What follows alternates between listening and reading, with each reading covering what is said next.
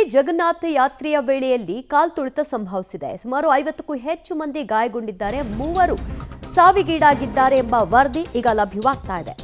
50ಕ್ಕೂ ಹೆಚ್ಚು ಗಂಭೀರ ಸ್ಥಿತಿಯಲ್ಲಿರುವ ಗಾಯಾಳುಗಳನ್ನು ಆಸ್ಪತ್ರೆಗೆ ದಾಖಲು ಮಾಡಲಾಗಿದೆ.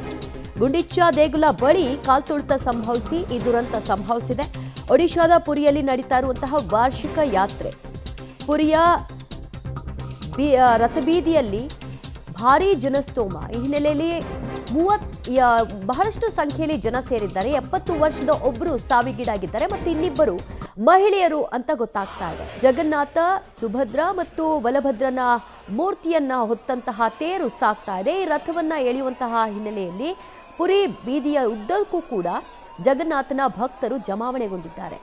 ಭಾರೀ ಸಂಖ್ಯೆಯಲ್ಲಿ ಜನ ಸೇರಿ ಕಾಲ್ತುಳಿತ ಸಂಭವಿಸಿದೆ. ಕಾಲ್ತುಳಿತಕ್ಕೆ 3 ಬಲಿಯಾಗಿದ್ದಾರೆ. ಇಮಿಡಿಯೇಟ್ ಆಗಿ ಆಸ್ಪತ್ರೆಗೆ ದಾಖಲು ಮಾಡಲಾದರೂ ಕೂಡ ಅವರನ್ನು ಉಳಿಸ್ಕೊಳ್ಳಿಕ್ಕೆ ಸಾಧ್ಯವಾಗಿಲ್ಲ. ಈಗ ಮರಣೋತ್ತರ ಪರೀಕ್ಷೆ ನಂತರದಲ್ಲಿ ಯಾವ ಕಾರಣದಿಂದಾಗಿ ಡೆತ್ ಆಗಿದೆ ಅನ್ನೋದನ್ನ ಕನ್ಫರ್ಮ್ ಮಾಡ್ತೀವಿ ಅಂತ ವೈದ್ಯರು ಹೇಳ್ತಾ ಇದ್ದಾರೆ. ಇನ್ನುಳಿದಂತೆ ಗಾಯಾಳುಗಳಿಗೆ ಚಿಕಿತ್ಸೆಯನ್ನು ಮುಂದುವರಿಸಲಾಗ್ತಾ ಇದೆ. ನೋಡ್ತಾ ಇದ್ರಿ ಯಾವ ರೀತಿಯಲ್ಲಿ ಜನಸ್ತೋಮ ಇದೆ ಅಂತ. ಸರಿಸುಮಾರು ಬೆಳಗಿನ ಜಾವ 4:30 ಸಂದರ್ಭದಲ್ಲಿ ಈ ದುರ್ಘಟನೆ ಸಂಭವಿಸಿದೆ. ಎಲ್ಲ ರೀತಿಯಾದಂತಹ ಬಂದೋಬಸ್ತನ್ನ ವ್ಯವಸ್ಥೆಗಳನ್ನ ಮಾಡಿಕೊಂಡಿದ್ದಾದರೂ ಕೂಡ ಇದೊಂದು ಅಹಿತಕರ ಘಟನೆ ನಡೆದು ಹೋಗಿದೆ. ಮತ್ತಷ್ಟು ಮಾಹಿತಿ ಕೊಡ್ತಾರೆ ನಮ್ಮ ಪ್ರತಿನಿಧಿ ಶಬ್ಬೀರ್. ಎಷ್ಟೊತ್ತಿಗಾಗಿರೋದು? ಈ ಮೃತಪಟ್ಟವರ ವಯಸ್ಸೇನಾಗಿದೆ? ಅವ್ರು ಯಾರು, ಎಲ್ಲಿ ಅವರು? ಇದರ ಬಗ್ಗೆ ಮಾಹಿತಿ ಏನು ಸಿಗ್ತಾ ಇದೆ?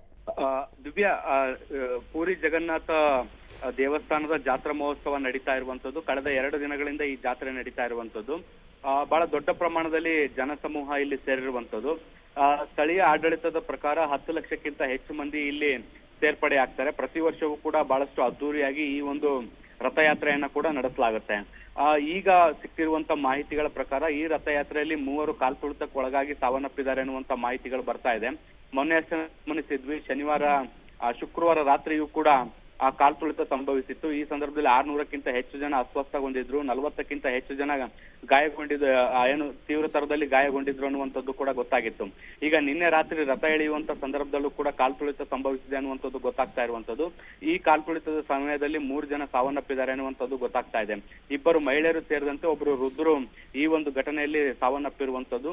ಆ ಮಹಿಳೆಯರು ಸರಿಸುಮಾರು 40ರಿಂದ 50 ವರ್ಷದವರು ಅಂತ ಹೇಳಲಾಗ್ತಾ ಇದೆ. ವೃದ್ಧರೊಬ್ರು ಏನ್ ಸಾವನ್ನಪ್ಪಿದ್ದಾರೆ ಅವರು 70 ವರ್ಷದವರು ಅಂತ ಹೇಳಲಾಗ್ತಾ ಇರುವಂತದ್ದು. ಇವರು ಯಾವ ಊರಿನವರು ಅನ್ನುವಂಥದ್ರ ಬಗ್ಗೆ ಇನ್ನಷ್ಟು ಮಾಹಿತಿಗಳು ಸಿಗ್ಬೇಕಾಗಿರುವಂತದ್ದು. ಸದ್ಯಕ್ಕೆ ಈಗ 3 ಮೃತದೇಹಗಳನ್ನ ಸ್ಥಳೀಯ ಆಸ್ಪತ್ರೆಗೆ ಸಾಗಿಸಲಾಗಿರುವಂತದ್ದು. ಅಲ್ಲಿ ಮರಣೋತ್ತರ ಪರೀಕ್ಷೆಯನ್ನ ಕೂಡ ಸದ್ಯಕ್ಕೆ ನಡೆಸಲಾಗ್ತಾ ಇದೆ. ಈ ಒಂದು ಮರಣೋತ್ತರ ಪರೀಕ್ಷೆಯ ಬಳಿಕ ಕುಟುಂಬಸ್ಥರಿಗೆ ಮೃತದೇಹಗಳನ್ನ ಹಸ್ತಾಂತರ ಮಾಡುವಂತ ಪ್ರಕ್ರಿಯೆಗಳು ಕೂಡ ಶುರುವಾಗುತ್ತೆ. ಸಾಕಷ್ಟು ಮುನ್ನೆಚ್ಚರಿಕೆ ಕ್ರಮಗಳನ್ನ ತೆಗೆದುಕೊಳ್ಳಲಾಗಿತ್ತು, ಭದ್ರತಾ ಸಿಬ್ಬಂದಿಗಳನ್ನ ಕೂಡ ನಿಯೋಜಿಸಲಾಗಿತ್ತು. ಆದಾಗ್ಯೂ ಕೂಡ ಕಾಲ್ತುಳಿತ ಸಂಭವಿಸಿರುವಂತದ್ದು. ಒಂದ್ ರೀತಿ ಜನರಲ್ಲಿ ಆಘಾತ ಆಗ್ತಾ ಇರುವಂತದ್ದು, ನೂಕುನುಗ್ಗಲಾಗ್ತಾ ಇರುವಂತದ್ದು. ಬಹಳ ದೊಡ್ಡ ಪ್ರಮಾಣದಲ್ಲಿ ಜನಸಂಖ್ಯೆ ಸೇರಿರುವಂತ ಹಿನ್ನೆಲೆಯಲ್ಲಿ ಉಸಿರಾಡ್ಲಿಕ್ಕೂ ಸಾಧ್ಯ ಆಗದಂತ ಸನ್ನಿವೇಶ ನಿರ್ಮಾಣ ಆಗಿ ಕೆಲವರು ಅಲ್ಲೇ ಅಸ್ವಸ್ಥರಾಗಿ ಬೀಳ್ತಾ ಇದ್ರೆ, ಮತ್ತೆ ಕೆಲವರು ಈ ಅಸ್ವಸ್ಥಗೊಂಡು ಬಿದ್ದಂತ ಜನರಿಂದಾಗಿ ಆಘಾತಕ್ಕೊಳಗಾಗಿ ನೂಕುನುಗ್ಗಲು ಆಗಿದೆ ಅನ್ನುವಂಥದ್ದು ಕೂಡ ಗೊತ್ತಾಗ್ತಾ ಇದೆ. ಹೀಗೆ ನೂಕುನುಗ್ಗಲಿಂದ ಓಡಾಡುವಂತ ಸಂದರ್ಭದಲ್ಲಿ ಕಾಲ್ತುಳಿತ ಸಂಭವಿಸಿ ಈಗ ಇವರು ಮೃತಪಟ್ಟಿದ್ದಾರೆ ಅನ್ನುವಂತ ಮಾಹಿತಿಗಳು ಕೂಡ ಬರ್ತಾ ಇದೆ. ದಿವ್ಯಾ, ಥ್ಯಾಂಕ್ ಯು ಶಬ್ಬೀರ್ ನಿಮ್ಮೆಲ್ಲ ಮಾಹಿತಿಗೆ.